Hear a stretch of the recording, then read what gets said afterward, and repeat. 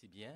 Je pense que lorsqu'il y a une rencontre où on parle de Nelson Mandela, c'est tout à fait normal que des Burkinabés puissent s'intéresser à la question et participer. Parce que la révolution burkinabé, durant cette période de 1983 à 1987, a vécu avec beaucoup d'enthousiasme, beaucoup de passion, dirais-je, cette question de la lutte contre l'apartheid.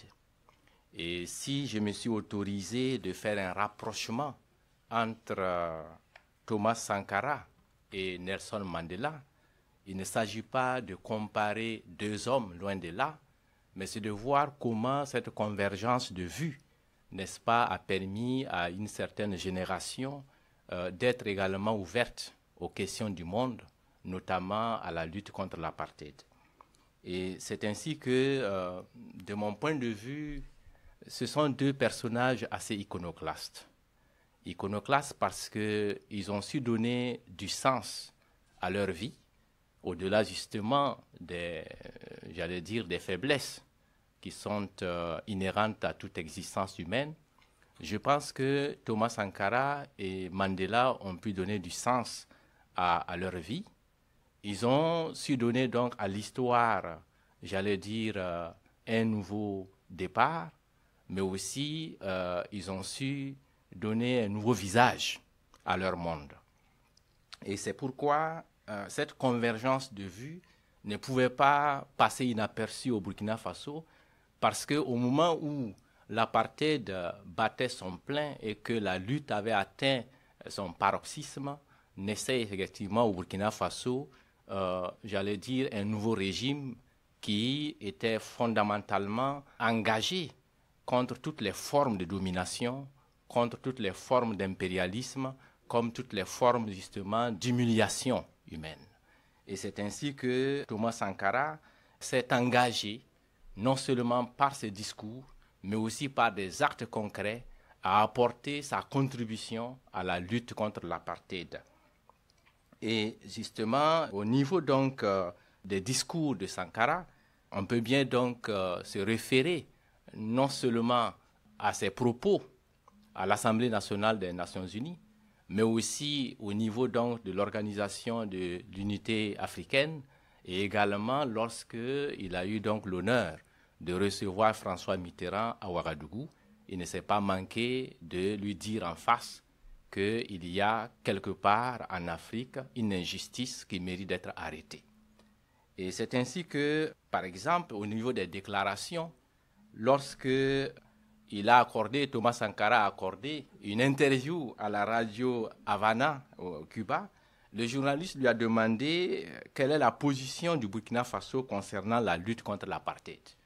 Et voici la réponse que Sankara avait eu à donner en son temps. L'apartheid est une forme de nazisme moderne.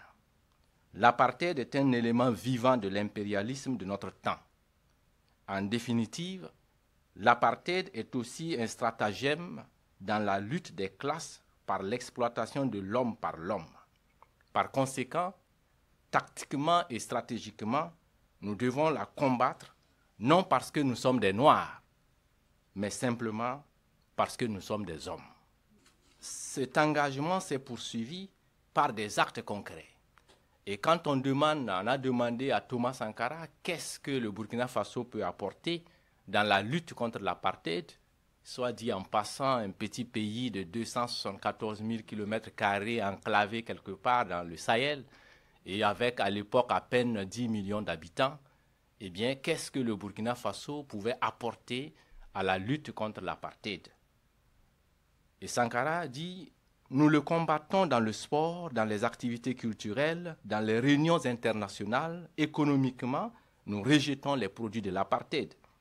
Notre combat continue par l'intermédiaire de l'internationalisme prolétaire pour désirer une unité d'action et de réflexion avec d'autres hommes pour mettre fin à l'apartheid et exterminer ce cancer qui compromet non seulement l'Afrique, mais également toute l'humanité.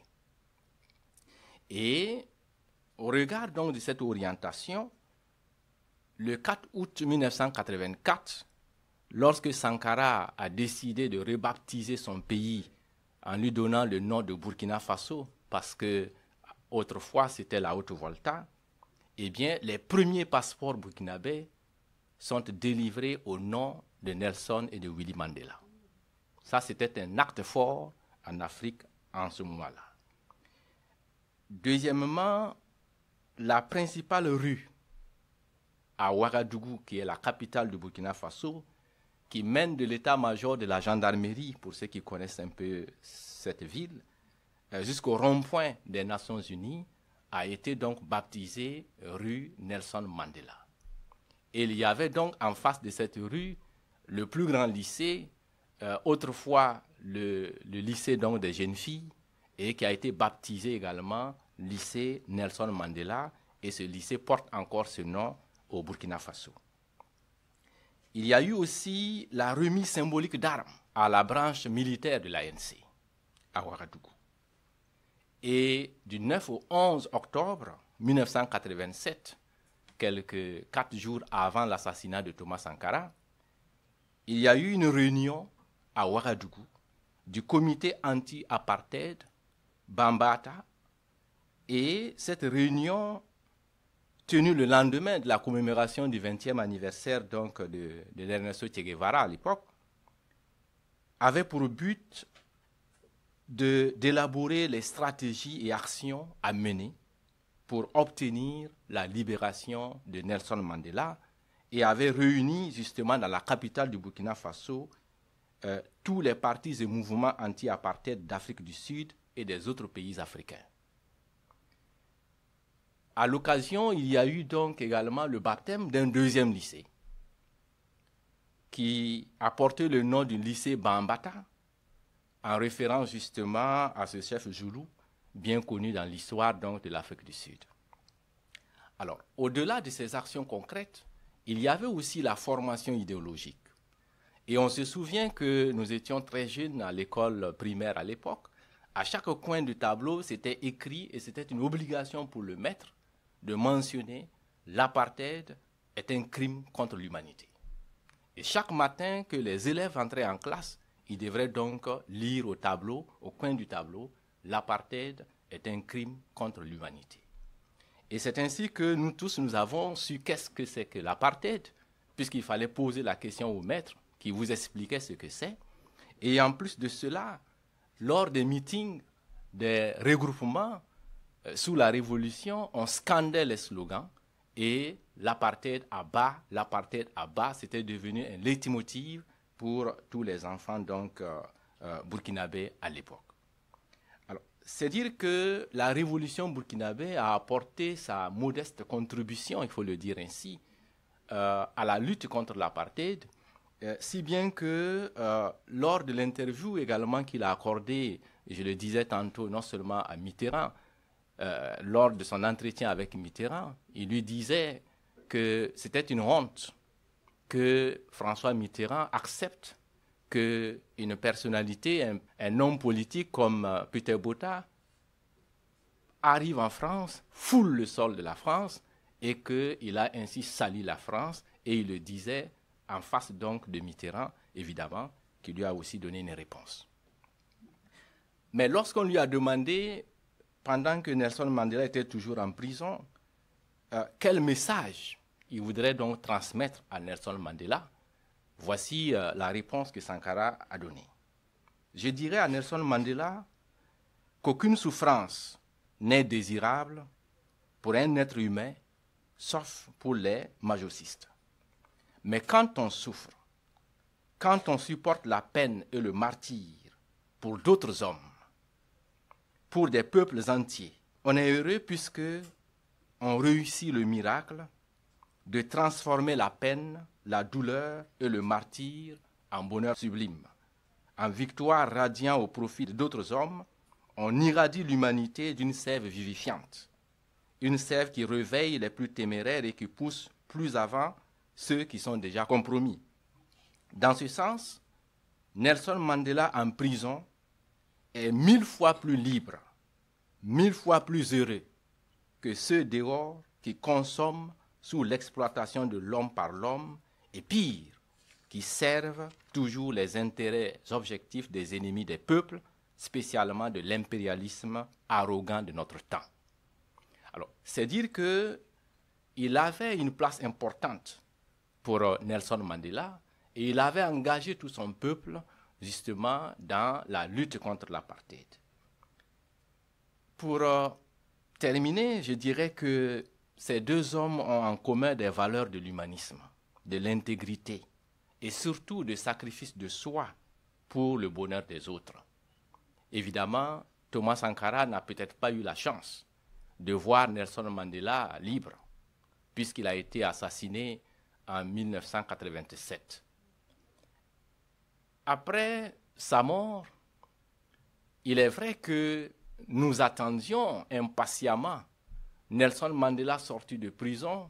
Nous attendions au Burkina Faso une visite officielle parce que c'était donc entendu que Nelson était au courant de tout ce que Sankara apportait à la lutte contre l'apartheid et avait aussi, n'est-ce pas, cette envie de rendre une visite officielle au Burkina.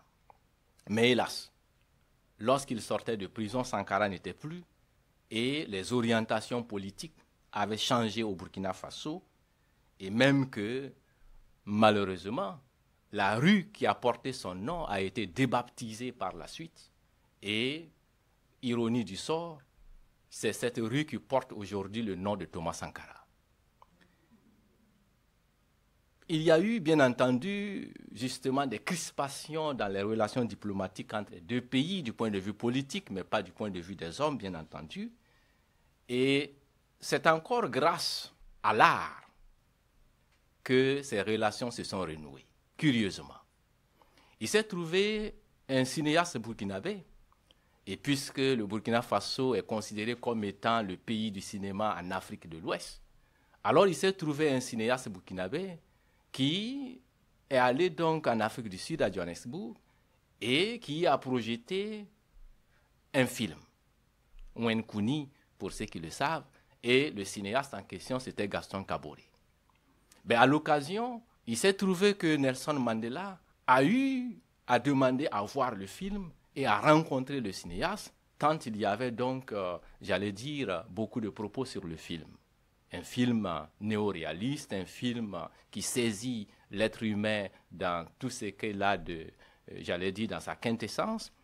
Et c'est à cette occasion que finalement, les relations entre les deux pays se sont petit à petit rétablies jusqu'à ce que Nelson Mandela nous quitte le 5 décembre 2013.